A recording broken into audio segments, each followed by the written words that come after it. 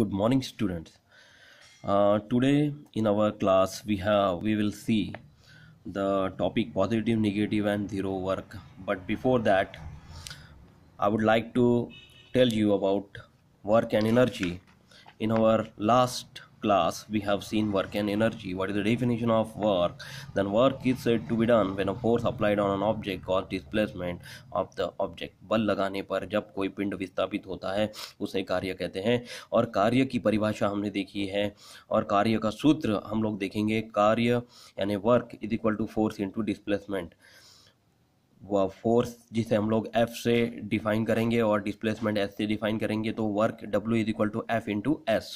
कार्य बराबर बल गुना विस्थापन, ये हमने देखा है। इसके बाद हमने ऑब्जर्व एंड डिस्कस में एक समान गति पे लगाए हुए पिंड पर जो बल लगाया था उसके आधार पर हमने एक सूत्र निकाला है, W is equal to F into S into cos theta, है ना। ये सूत्र हमने पिछले वाले क्लास में देखा हुआ है।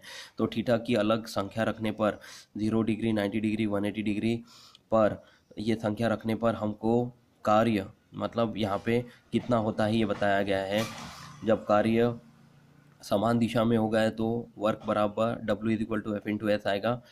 यदि कार्य एक लंब के आकार पर होता है ऊपर से नीचे की ओर 90 डिग्री पर, तो कार्य होगा 0। और 180 डिग्री पर यानी कार्य अगर विरुद्ध दिशा में होता है तो होगा W is equal to minus F into S. तो देखिए बेटा, आपको ये विरुद्ध दिशा वाला जो कार्य है ये और अच्छे से आज मैं अपने वीडियो में समझा के बताने वाला हूँ। जैसे कि आप लोगों ने यूनिट ऑफ वर्क देखा है। यूनिट ऑफ वर्क जो कि SI सिस्टम में जूल है और CGS सिस्टम में अर्ग है, जूल एंड अर्ग। फिर उसके बाद हमने रिलेशन बिटवीन जूल एंड अर्ग भी देखा है।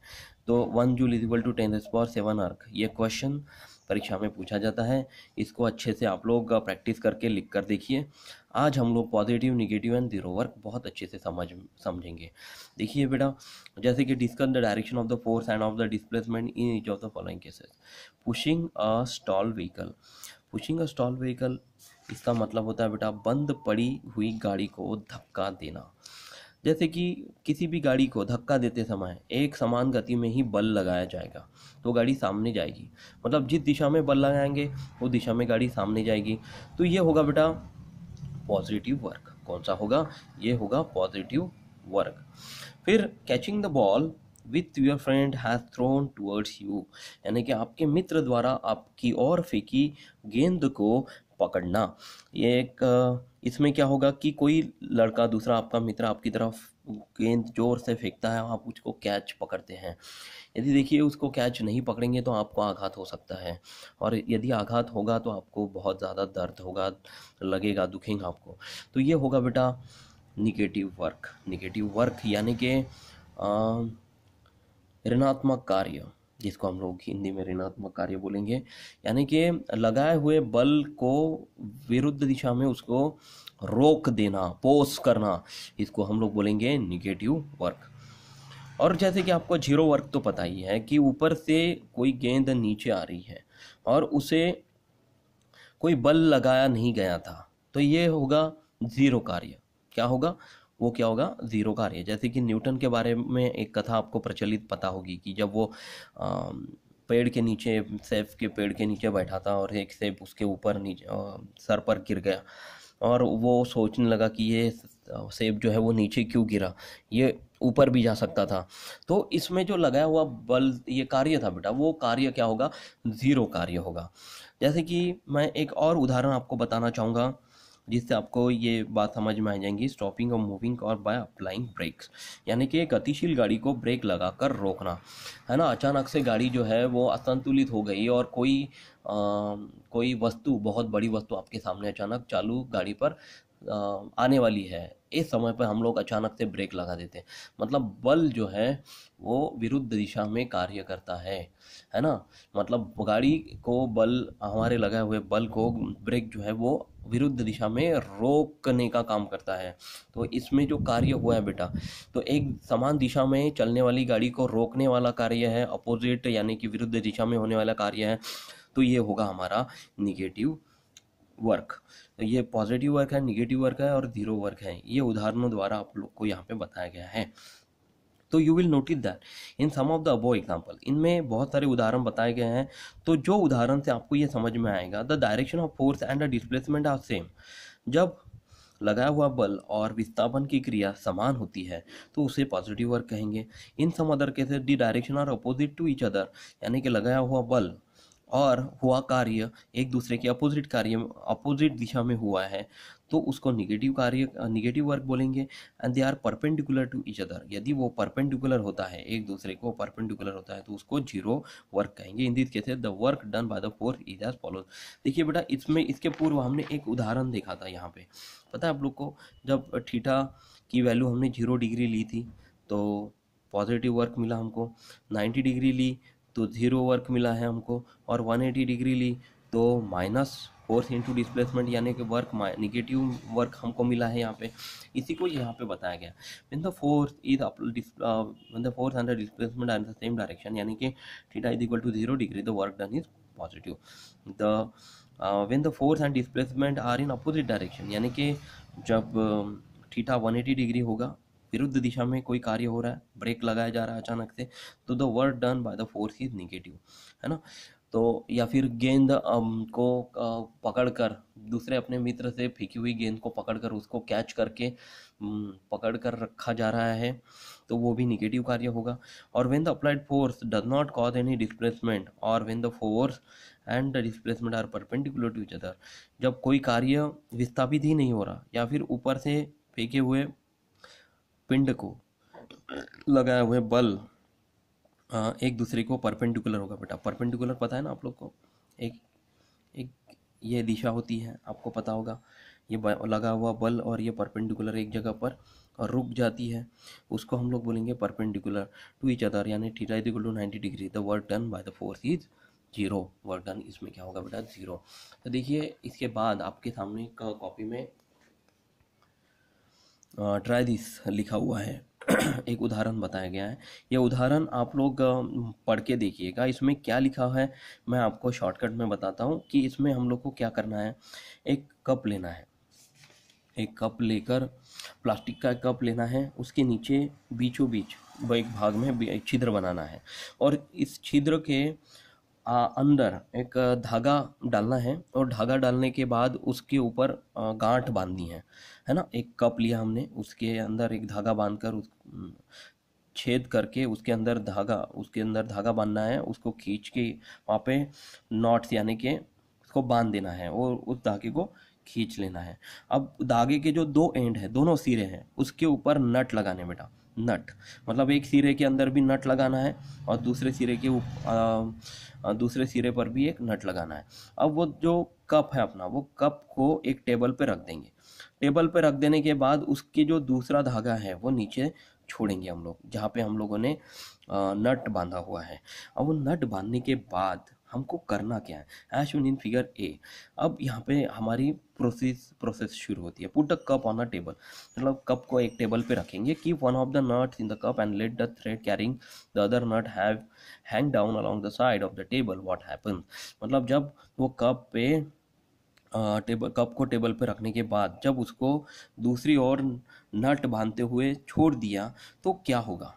वो प्लास्टिक का कप हल्का था, है ना, हल्का था और नट भारी था, तो क्या होगा बेटा, वो जो है वो धीरे धीरे सरकने लगेगा नीचे की और वो इधर तक आएगा, बीच तक आएगा। बीच तक आते समय दूसरी प्रोसीजर हमको ये करनी है, when the cup is sliding along the table, यानी कि कप जब एक सिरे पर चलने लगेगा तो एक पट्टी लेंगे हम लोग और पट्टी लेकर उसको रुकावट खड़ी करेंगे और रुकावट खड़ी करने के बाद एक सिरे पर कप को रुका देंगे। यानी इससे हमको ये समझ में आएगा कि एक दिशा में जो विस्थापन हो रहा था और लगाए हुए बल, पट्टी द्वारा लगाए गए बल की दिशा में उसको रुकावट हमने पैदा की है, रुकावट पैदा कर दी। मतलब उससे ये समझ में आ रहा है कि एक दिशा में बल हो रहा है, विस्थापन भी उसी दिशा में हो रहा है ना। और पहली आकृति में हमने ये देखा था कि वो एक दिशा में कप को खींचता है। दूसरे इसमें रुकावट देने के बाद हम लोग को ये समझ में आता है कि एक ही दिशा में बल विस्थापित हो रहा था। और अब तीसरी आकृति में, ये तीसरी आकृति हम लोग को क्या करना है कि वो जो दूसरा नट हमने लिया था, है ना, दूसरे नट को, और यहाँ से एक और धागा बांधकर समान अंतर में, जहाँ पे यहाँ पे एक नट बनाया था हमने, नट दूसरे सिरे पे लगाया था, वैसे ही वहाँ पे नॉट को दूसरे सिरे पे और एक नट बांधेंगे। ऐसे 2 नट बांधकर हम लोग को क्या करना है, उनको एक टेबल पर छोड़ देना है। टेबल पर छोड़ देने के बाद as shown in the figure C, keep the cup at the center of the table and leave the 2 nuts hanging on the opposite side of the table। दोनों को एक समान दिशा में छोड़ देना है। होगा क्या, ये पूछा गया in figure. why does the cup get displaced, why doesn't the cup get displaced। अब कप जो है वो बिल्कुल भी विस्थापित क्यों नहीं हो रहा है, ये सवाल है। क्यों नहीं होगा, विस्थापन तो होना चाहिए था, परंतु नटों का आकार और उसका द्रव्यमान एक समान होने के कारण, और जो हमने इसमें थ्रेड यानी कि एक गांठें यहाँ पे बांधी थी, है ना, धागे के ऊपर गांठें बांधी थी, तो धागों का जो अंतर है वो एक समान, नटों का द्रव्यमान एक समान होने के कारण वो जो वर्क है, जो फोर्स है, बल जो है दोनों तरफ से जो लगाया जा रहा है वो कप के ऊपर, वो क्या हो रहा है बेटा, संतुलित हो रहा है, बैलेंस हो रहा है। इस वजह से वो एक दूसरे को नहीं खींच रहा है ना। हमारे आसपास ऐसी क्रिया हम लोग देखते हैं कि जिसमें एक समान बल लगाने पर, दोनों जगह से एक समान बल लगाने पर वो बीच में लगाई गई वस्तु जो होती है वो बिल्कुल भी विस्थापित नहीं होती। क्यों नहीं होती, क्योंकि वो बल समान होने की वजह से संतुलित हो जाती है, और संतुलित वस्तु को कभी भी किसी और नहीं खींचा जा सकता, है ना। यदि हम लोग वो नट का वजन या वस्तुमान या फिर द्रव्यमान जो है वो थोड़ा सा बढ़ा देते हैं, तो अपने आप वो जो नट है वो दूसरी ओर खींचना शुरू होगा, है ना, अपने आप खींचना शुरू होगा जैसे जैसे इसका वजन हम लोग बढ़ाते जाएंगे। इधर भी वैसी ही क्रिया होंगी, लेकिन समान बल और विरुद्ध दिशा में जब हम लोग कोई कार्य करते हैं और समान वस्तुमान की कोई 2 चीज़ें 2 कोने पर, 2 सिरों पर लगाई जाती है, तो वो एक समान बल उसमें आता है और वो बीच वाली वस्तु को बिल्कुल भी नहीं खींचता, वैसे कि वैसे वो वस्तु को रखने की कोशिश करता है। तो in the 3 actions above, what is the relationship between the applied force and the displacement. तो रिलेशनशिप अगर बात करें तो अप्लाइड फोर्स यहाँ पे था, तो डिस्प्लेसमेंट उसी डायरेक्शन में था। अप्लाइड फोर्स दूसरी डायरेक्शन में, दूसरी फिगर में भी उसी दिशा में था, और तीसरी दिशा में अप्लाइड फोर्स जो है वो अलग अलग है, और डिस्प्लेसमेंट जो है वो नहीं हो रही है, डिस्प्लेसमेंट 0 हो गई because of the balance force applied on a single cup to its another end। Next, let's start our examples. Solve examples. Calculate the work done to take an object. Calculate the work done to take an object of mass 20 kg to a height of 10 metre. देखिए बेटा, ये दोनों example जो हम लोग आज लेने वाले हैं, ये एग्जाम्पल्स आप लोग बहुत अच्छे से समझ लीजिए, और ये एग्जाम्पल्स आप लोग अपनी कॉपी में उतार के रखिए। जैसे आप लोगों ने पार्ट का नाम दिया हुआ है ना, और एक मैंने आपको इसके पूर्व वीडियो में आपको ये होमवर्क दिया था जिसमें यूनिट ऑफ वर्क, ये जो पार्ट है आप लोग को लिखना है, रिलेशनशिप बिटवीन जूल एंड अर्ग, ये पूछा जाएगा। तो उसी तरह से आप लोग को ये सॉल्व एग्जाम्पल्स भी आपकी कॉपी में करके देखने हैं। क्या है ये प्रॉब्लम, तो हम लोग पहले देखेंगे कि एग्जाम्पल 1 यानी इसमें क्या पूछा गया कि 20 केजी किलो भार के पिंड को 10 मीटर ऊंचाई पर ले जाने के लिए किए जाने वाले कार्य की गणना कीजिए। ये देखिए, मतलब मान लीजिए कि मैं किसी एक ऊपर में 10 मीटर पर ऊपर में एक कोना है, वहाँ पे बैठा हूँ, एक बॉक्स है वहाँ पे बैठा हूँ, और 10 मीटर ऊंचाई पर एक कोना है, वहाँ पे मैं ऊपर में बैठा हूँ। नीचे से 20 किलो की एक बोरी मुझे रस्सी से खींचनी है ना। तो 20 किलो की जो बोरी है वो उसका एक अपना एक वज़न है 20 केजी का, जो जो जिसका विस्थापन है जो विरुद्ध दिशा में खींचा जा रहा है, नीचे की ओर खींचा जा रहा है ना। कोई भी बल वाले वस्तु को जो गुरुत्वाकर्षीय बल जो है वो नीचे की ओर खींचता है, और 10 मीटर ऊंचाई पर हम लोग उसको लेके जा रहे हैं, मतलब खींचा जा रहा है, उसको खींचने की कोशिश की जा रही है। मतलब विस्थापन जो है वो विरुद्ध दिशा में होने वाला है ना, उसके बल के विरुद्ध दिशा में विस्थापन होने वाला है। ये बात समझ में आई आप लोग को। तो ग्रेविटी यानी कि जी, गुरुत्व कितना दिया है बेटा यहाँ पे, 9.8 मीटर पर सेकंड स्क्वायर, जी की वैल्यू यहाँ पे हमको दी गई है। तो गिवन जो है वो हम लोग को क्या करना है, वर्क डन यानी कितना कार्य हुआ हमको कैलकुलेट करना है। 20 किलो की बोरी ऊपर 10 मीटर पर खींची जा रही है, इसमें कितना कार्य हुआ, ये है हमारा गणित। तो जो चीज़ें हैं बेटा गिवन में हम लोग सबसे पहले लिख लेंगे, mass is equal to 20 kg and S is equal to 10 metre and gravity यानी कि G is equal to 9.8 metre per second square. तो force is equal to mass into acceleration, ये फार्मूला बेटा आप लोग को पता होगा। बल बराबर द्रव्यमान गुना एक्सेलरेशन, जिसको हम लोग त्वरण कहेंगे। त्वरण यानी कि ये जो सूत्र है हमने इसके पूर्व देखा है, F बराबर m गुना a, है ना। इसके पहले वाले पार्ट में हमने ये सूत्र देखा हुआ है।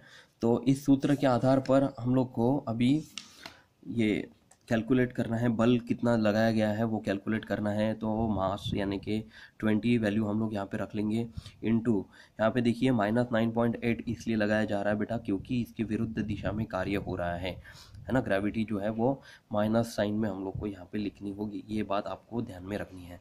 The negative sign is taken because the displacement is opposite to the direction of force. मतलब जिस दिशा में बल लगाया जा रहा है उसके विरुद्ध दिशा में डिस्प्लेसमेंट यानी विस्थापन हो रहा है। तो यहाँ पे बेटा आप लोग को इसको मल्टीप्लाई करने के बाद आपका आंसर आता है -196 न्यूटन।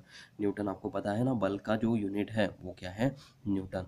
इसके बाद जो हमको वर्क डन वाला फार्मूला यूज़ करना है, therefore work done is equal to force into displacement में हम लोग फोर्स की वैल्यू हम लोग यहाँ पे रखेंगे -196 इंटू एस, यानी कि एस यहाँ पे हम लोग को 10 मीटर दिया गया था, तो यहाँ पे 10 metre and 196 -196 into 10 is equal to work is equal to -1960 joule.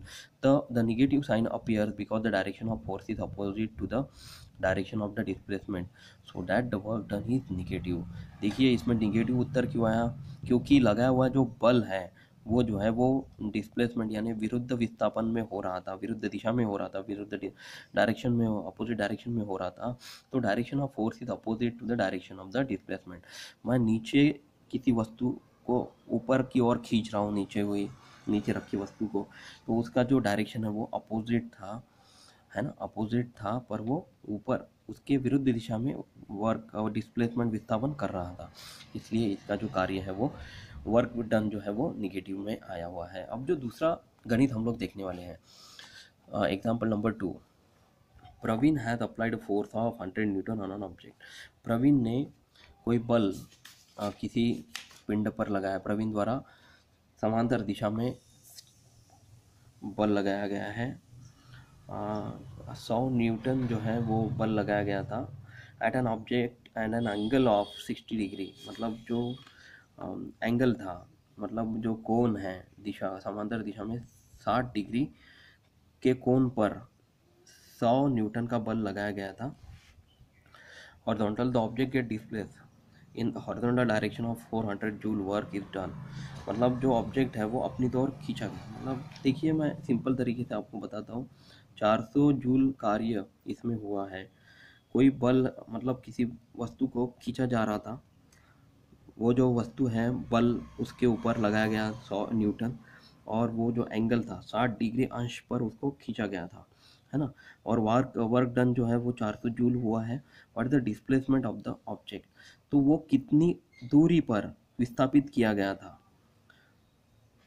100 Newton बल लगाने पर 60 डिग्री अंश पर उसको खींच के 400 जूल कार्य होने के बाद वो कितने अंतर पर खींचा गया, ये प्रश्न है। तो देखिए बेटा यहाँ पे cos 60 डिग्री एक आपको पहले ही प्रश्न में दिया गया एक वैल्यू है, cos 60 degree is equal to 1/2। ये पहले से दी गई एक वैल्यू है। तो इसमें बेटा आपको जो दी गई गिवन में चीज़ें हैं वो सबसे पहले लिखनी है। Theta is equal to 60 degree, F is equal to 100 newton, work is equal to 400 joule and S is equal to हमको वैल्यू कैलकुलेट करनी है।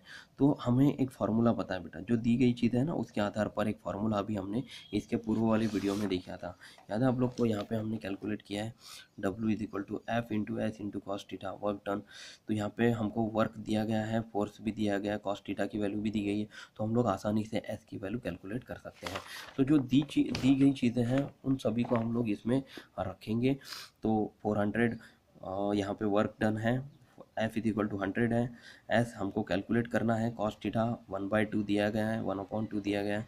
इसके नीचे हम लोग जब यदि इसको कैलकुलेट करते हैं, है ना, देखिए स्टूडेंट्स यहाँ पे ये फार्मूले में मैंने ये वैल्यूज रख दी है। 400 is equal to W is equal to F into S into cos theta, W is 400 is equal to F is equal to 100 newton into S into 1/2। देखिए बेटा इसके सामने आपको डायरेक्टली ये क्रिया करके दी गई है, इसको थोड़ा समझने में आसानी होनी चाहिए, इसलिए मैं आपको लिख के बताता हूँ। यहाँ पे आपको जो दी हुई चीज़ें हैं ये 100 इंटू लिखा हुआ है, तो ये 400 जैसे कि वैसे रहेगा। ये 100 यहाँ पे है तो वो 400 के नीचे यहाँ पे अपॉन साइन में आ जाएगा, बाकी ये चीज़ें जैसे कि वैसी ही रहेगी। तो देखिए बेटा यहाँ पे जैसे आपको ये वैल्यू आई हुई है, इसको इस तरह से लिखा हुआ है ना, ये अपने आप 100 नीचे आ जाएगा 400 के, और बाकी की वैल्यूज़ जैसी कि वैसी ही रहेंगी। तो यदि हम लोग 400 अपॉन 100 करते हैं, 400 को 100 से भाग देते हैं, तो 100 गुना 4 यानी 400, तो 400 में से 400 गए 0, यहाँ पे 4 उत्तर आएगा, एस गुना 1/2। यहाँ तक आप लोग को समझ में आया होगा, है ना। तो देखिए यदि हम लोग इसे 1 कंसिडर करते हैं तो यहाँ पे क्रॉस मल्टीप्लिकेशन हम लोग यदि करेंगे तो यहाँ पे क्या होगा, 4 गुना 2 बराबर एस।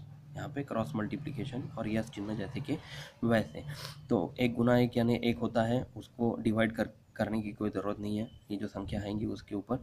तो यहाँ पे S is equal to 4 into 2 is equal to 8 metre, आपको आपका आंसर यहाँ पे मिलेगा।